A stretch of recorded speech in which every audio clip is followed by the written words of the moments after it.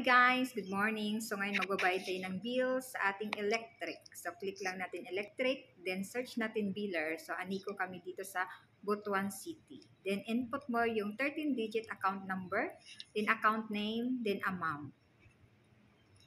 Then click mo lang yung yung bill mo para ma-double check mo kung tama ba yung details na na-input mo. So ayan, exact amount. So hindi pwedeng merong arrears dito at saka 3 days posting lang sa ating pagbayad ng bills. So ayan, ayan, then proceed lang natin.